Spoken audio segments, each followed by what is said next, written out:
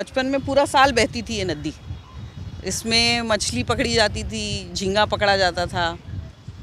अभी हम खुद उसके अंदर तैरना सीखें, अभी पैर डालना मुश्किल है, पैर भी नहीं डाल सकते उसमें, इतनी ख़राब हालत है उसकी।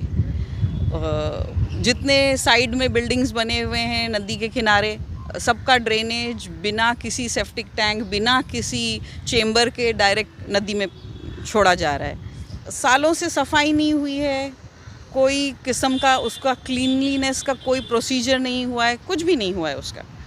अभी रिसेंटली हमारी म्यूनसिपल कॉरपोरेशन में भी बात हुई है और आगे भी बात हुई है कि इस चीज़ का प्रोसेस चल रहा है। इनफैक्ट मैं खुद इन्वॉल्व हूँ उस चीज़ के अंदर कि ये घाट का काम, ये पूरा नदी की बॉर्डर का काम और पाथवे बनाने के लिए या नदी क्लीन करने के लिए। अब वो एग्जैक्टली कब होगा वो तो मुझे नहीं मालूम, लेकिन आज जो हालत है of course it's not right, बहुत ही ख़राब हालत है उसकी।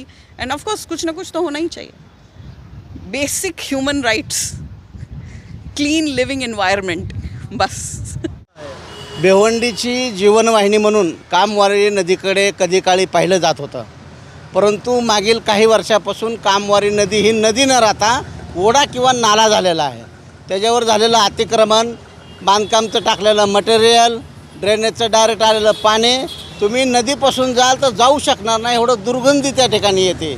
आणि पूर्ण अतिक्रमण झाल्यामुळं, बिल्डिंगी झाल्यामुळं, भराव टाकून पूर्ण अतिक्रमण केल्यामुळं पावसाळ्यामध्ये ज्यावेळेस पूर येईल ना त्यावेळेस तो अख्खा पूर भिवंडी शहरामध्ये घुसणार आहे। त्याच्या आधी 3 भीती जलमय झाली होती आणि आतासुद्धा तीच भीती आहे की अर्धी भिवंडी ही जलमय होऊ शकते। प्रशासनाला काय सांगा? प्रशासनाच्या बाबतीमध्ये एकच आहे, प्रशासन हे उदासीन आहे। न महसूल प्रशासन काय करते, न प्रदूषण महामंडळ काय करते। माझी विनंती आहे की माणसांना जर वाचवायचं असेल तर प्रशासनाने माणूस म्हणून कमीत कमी काम करावा।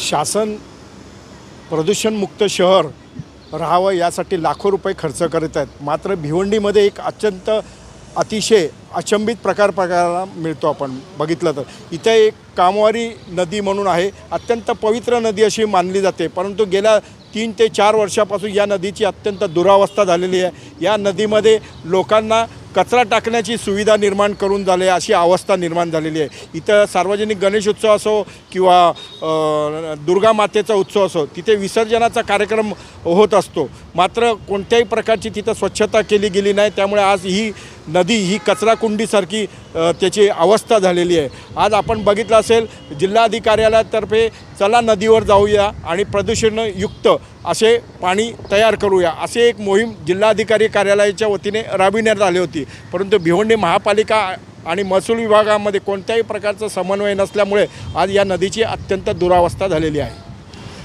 प्रदूषण महामंडळाचंच सगळ्यात पहिले काम आहे आणि महापालिका प्रशासनाचा, परंतु दुर्लक्ष झाल्यामुळे या नदीचं आज कचराकुंडी झालेली आहे।